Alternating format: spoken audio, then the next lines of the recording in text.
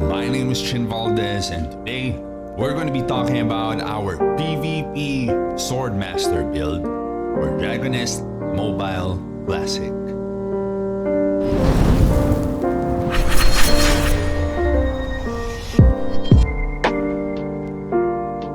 Now, when it comes to PvP using the Swordmaster, I believe it's much better to go with the physical build compared to the magic build because the physical skills actually have a lot more iframes or immunity frames, which you could use for more counterplay, for more outplaying, and the physical skills are actually very shifty, they're very quick, you're able to chain combos out of them, so these are pretty great for dealing as much damage as you can in PvP, as you're able to hold down enemies. The magic build, on the other hand, there's a lot of cast time, there is no immunity frames or iframes whatsoever. You barely have any super armor. So super armor is basically your resistance to interruption. So that's why I believe that the physical Swordmaster, or at least for this stage of the game, at the level 32 server cap, I think the physical Swordmaster is much better than the magic Swordmaster for PvP. So for the Swordmaster skills, just to get things out of the way first, I have the same skills here as the magic build or the PvE build. So we still have our dash slash into dash combo.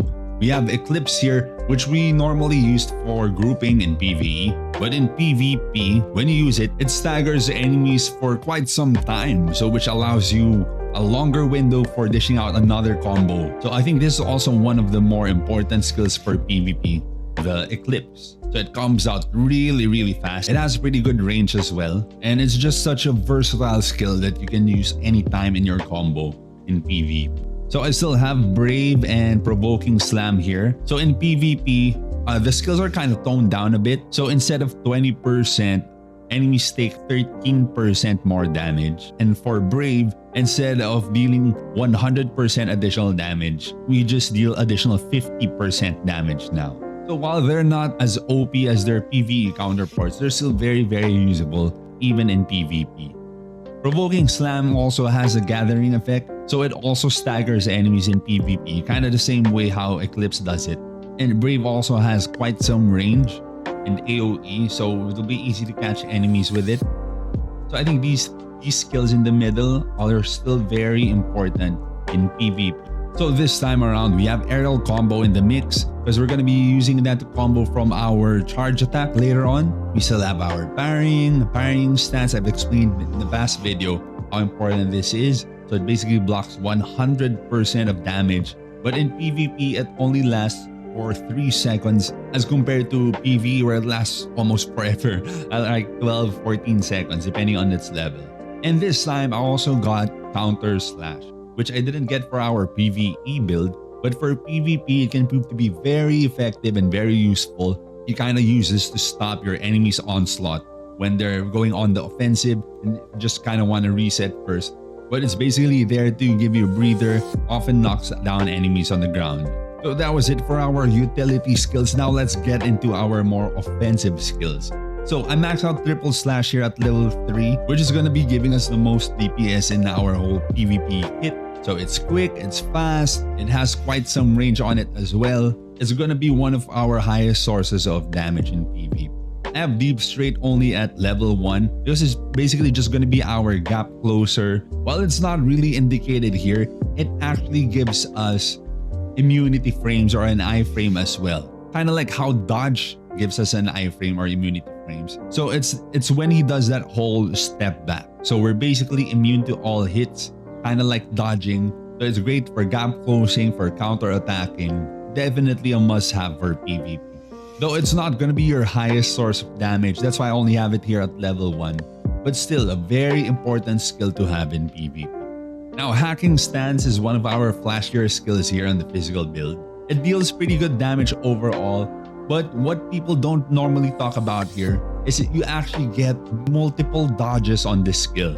So it's multiple spammable dodges while you're in the Hacking Stance. So when I use Hacking Stance here, every time you do a slash or you move, you actually gain immunity frames. So it's kind of like you're dodging, except you can spam it. So it's multiple dodges during the stance. You also get a few mini iframes while doing the actual slashes. Alright, so when you're doing the actual slashes, You also gain mini iframes. There's like a microsecond there where you're gaining immunity feints, kind of like dodging, which also allows you to pretty much counterattack attacks from your enemies. Doesn't really show too much here, but you do glow that yellow aura that you get when you're dodging for a while. Now, one of the more powerful skills that we have here is the line drive. So the line drive is very, very strong. It has quite the range on it as well.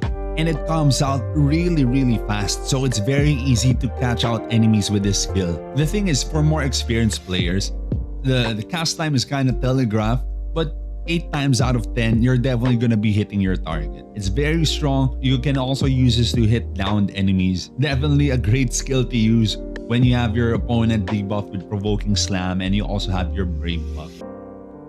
Then you throw in your line drive. Very powerful skill. Now, moving to our warrior skills, of course, you're still going to want to max out your passive skills like the tumble and the dash and all of these things like wake attack, aerial evasion, relieve, and so on. I just didn't go for mental mastery and for mind conquer. You're not really going to be running out of MP and PvP, so you wouldn't really need the MP recovery as well. But this time for the kick skills, I actually went for the drop kick. Oftentimes, it will put your enemy on the ground. And I also went for dash kick, so it does the same thing. It knocks enemies on the ground. Your sidekick is also very effective in PvP. Oftentimes, you would be weaving it in between your combos. And I opted to not go for heavy slash. It does come out really, really slow, heavily telegraphed. Now, I maxed out my circle break. It has pretty wide AoE. It's very powerful as well. Definitely the warrior's most powerful skill. I have my rising slash here up to level 7. Actually, you only need it to be at level 6 for you to be able to unlock the 2 additional strikes which put you in the air. So this is your Shoryuken skill, which you could then combo into your aerial combo. But I do need 40 points in my warrior skill tree to be able to access some of my Swordmaster skills. So I have it right now at level 7. And the rest of the skill points I just put into impact. So it's also very, very potent in PvP. It puts your enemies on the ground. Now, usually in PvP, you'd want your enemies on the ground because it leaves them very vulnerable to your attacks and your combos. Now, the physical Swordmaster class is definitely one of the more combo-oriented classes here. The magic Swordmaster, not so much. You really just dish out whatever skills when it comes off cooldown. Here, it has to be a little bit more systemized. You'd really want to chain your skills from one to the other. Definitely a class with a very high skill ceiling. There's even a technique called the wall combo that I personally haven't even mastered yet, where you basically use impact punch to get your opponent in the air. You also use your sidekick to pretty much juggle the opponents in the air, pretty much rendering your opponent completely helpless, which not only gives you free damage against your opponent, but it also damages them psychologically. It's very mind game oriented when it comes to PvP. So these are players who are facing up against. They're not NPCs, it's not the computer. So these are people as well. So the physical Swordmaster class for PvP is definitely one of those classes that require a certain level of mechanical skill.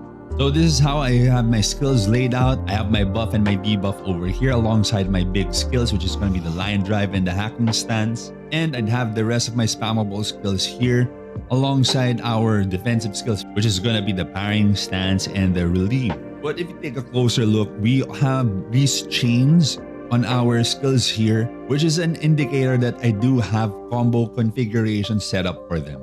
So while it's not technically necessary, it does make it a whole lot easier to do your combos when you take advantage of the combo configuration. So when we take a look at our first skill here, which is the Eclipse. So my Eclipse actually combos into a charge attack followed by the 2 follow-up attacks, which is your Shoryuken. I would have had another basic attack here, but for some reason, it doesn't trigger the air combo. So I just have the 2 basic attacks here for us to get to the charge into the rising slash attack. So I have my deep straight here configured to combo into that round slash follow-up attack from the deep straight. And depending on the situation, I could go for my circle break here. But normally, I could go into something else like a triple slash or maybe just go into the impact break. It really depends on the situation. So you can mix and match It really depends on how you would want to play your Swordmaster, but this is personally how I have my own Swordmaster setup. So for my triple slash, it's really just set up to trigger all 3 slashes of the triple slash.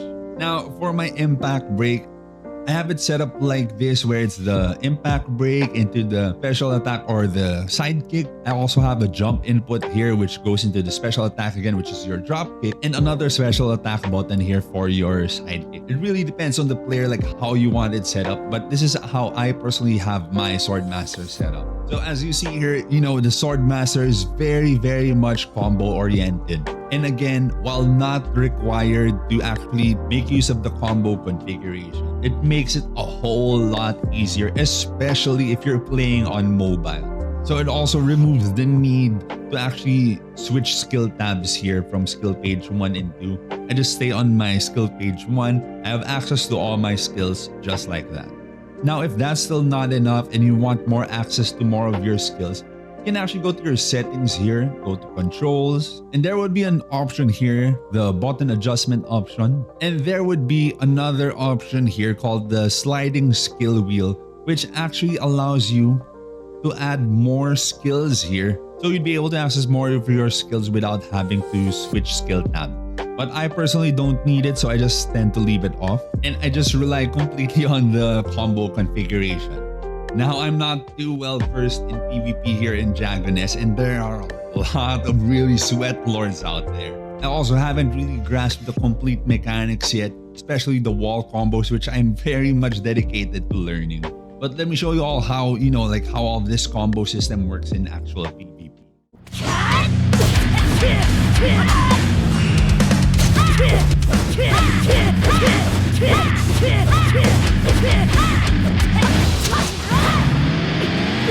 There is one more thing I need to tell you.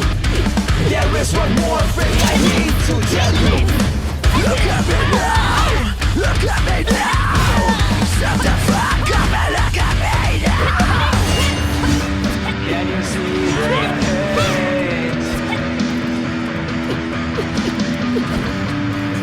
There is no way back.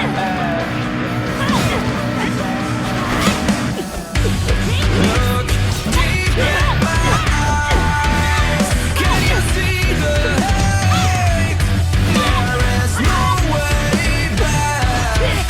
You're my enemy, enemy. Can you see the hate? You're my enemy, enemy. You're my enemy. You're my enemy, enemy.